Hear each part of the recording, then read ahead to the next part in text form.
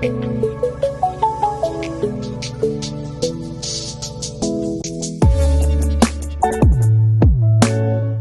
Video Nandangarh का second part है, तो आप पहला पार्ट भी ज़रूर देखें।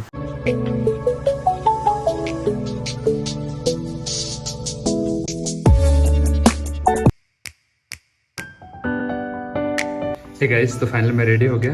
अब निकलते हैं नंदनगढ़ के लिए। छावनी से निकल रहे हैं लोग और फिर वहाँ पे पहुँचते हैं। वहाँ पे आप देख सकते हैं लोग, ये थाना है। हे गाइस, तो फाइनली हम लोग नंदनगढ़ पहुँच गए हैं। आप नंदनगढ़ देख रहे हैं सामने।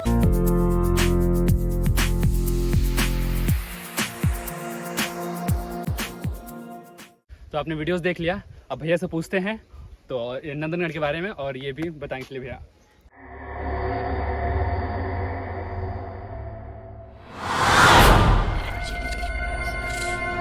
Second part. कहाँ से भैया आप? हम गया से हैं।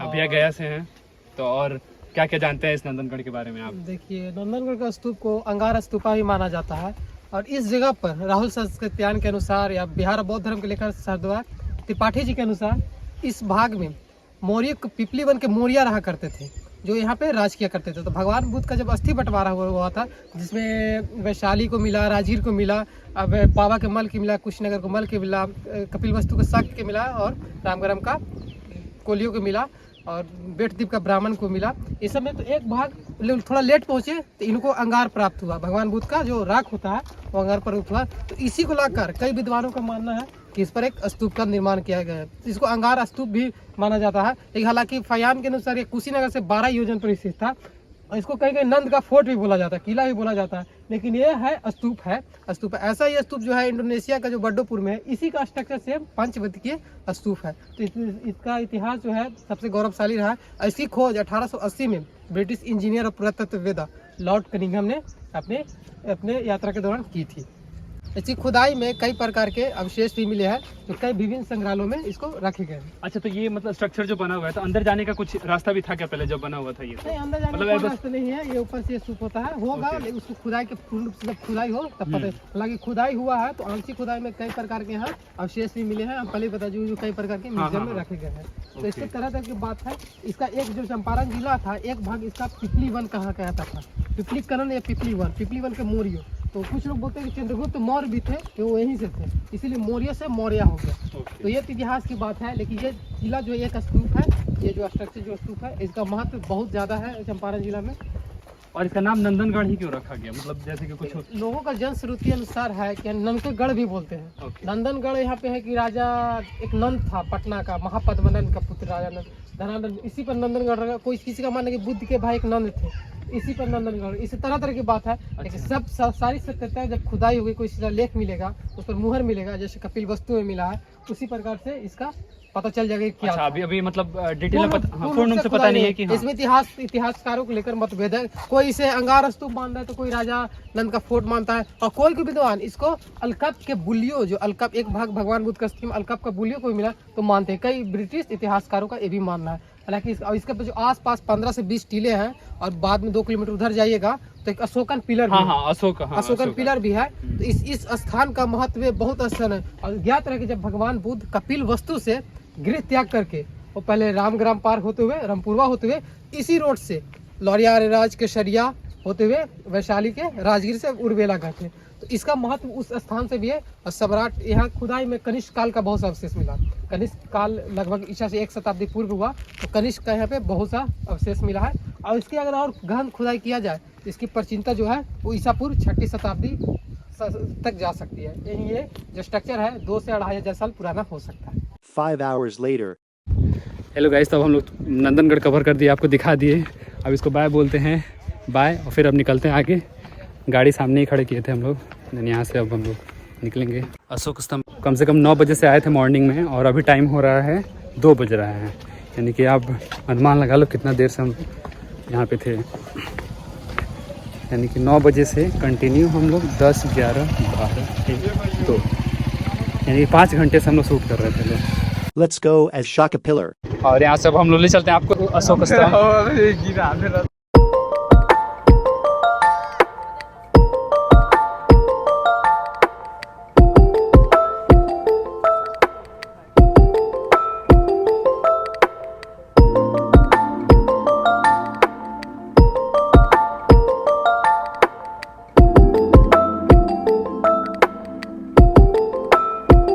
ये मंदिर है, इसके सामने रहा अशोका स्तंभ। तो पहले हम लोग मंदिर जाएंगे और फिर मंदिर आपको दिखा देते हैं थोड़ा सा, और देन वहाँ से हम लोग और वहाँ से टर्न करके हम लोग ये रहा मंदिर, और फिर आपको लेके चलते हैं अशोका स्तंभ। मंदिर के सामने ही यहाँ पे छठ पूजा होता है, आप देख सकते हैं। यहाँ पे एक तालाब भी था। तब यहाँ से हम लोग टर्न करते हैं और फिर आपको लेके चलते हैं अशोका स्तंभ। तो आप वीडियोज़ में बने रहें।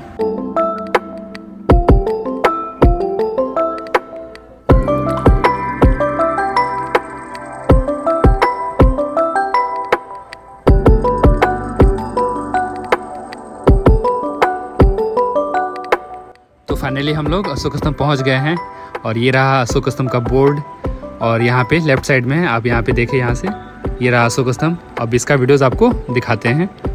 हे गाइस, तो नंदनगढ़ आप लोग को दिखा दिए, और उसी में आता है ये अशोक स्तंभ। तो इसको आपको दिखाते हैं। यहाँ पे हम लोग आ चुके हैं। तो पहले आपको ये रहा अशोक स्तंभ।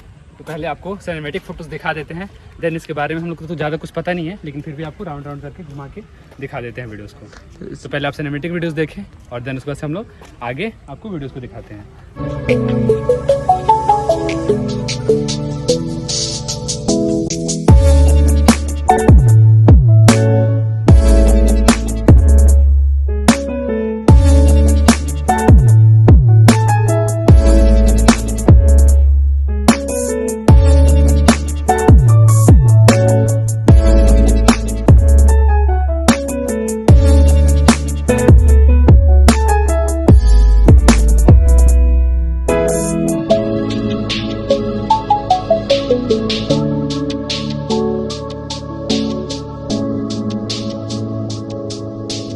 हाँ, तो चलते हैं, आपको आगे दिखाते हैं पास से कि क्या क्या लिखा हुआ है उस पर, और देन फिर हम लोग को तो ज़्यादा कुछ पता नहीं है इसके बारे में, लेकिन आप लोग अब आगे बढ़ते हैं और फिर दिखाते हैं आपको अशोका पिलर को।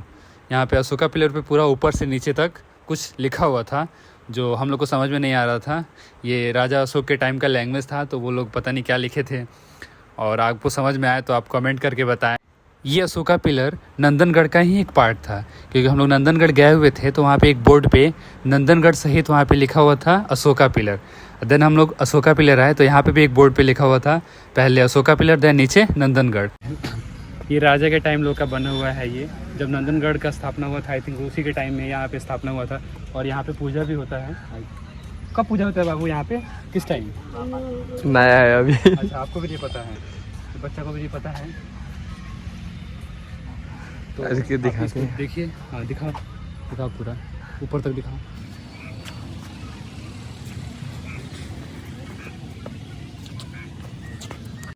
हे गाइस, तो अब हम लोग अशोक स्तंभ आपको दिखा दिए। अब हम लोग निकलते हैं घर, और ये रंजीत जाएगा अपने घर, और हम और आयुष चलेंगे बेतिया।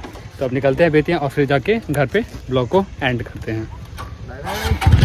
हे गाइस, हम लोग नंदनगढ़ शूट करने के बाद अशोक स्तंभ शूट करने के लिए आया, तो फ़ोन मेरा डेड हो गया था। तो फिर फ़ोन मैं चार्ज करके शूट कर लिया, लेकिन पावर बैंक एक वॉल पे वहीं पे छूट गया। तो हम लोग घर आने के बाद पता चला कि पावर बैंक छूट चुका है। तो अब दोबारा तो वहाँ तक नहीं जा सकते हैं, पर कोई ना। अगर आपको ये ब्लॉग अगर अच्छा लगा हो तो आप प्लीज़ ब्लॉग को लाइक ज़रूर करें, एक कमेंट करें, और यहाँ तक अगर आप वीडियोस को देखें तो उसके लिए थैंक यू।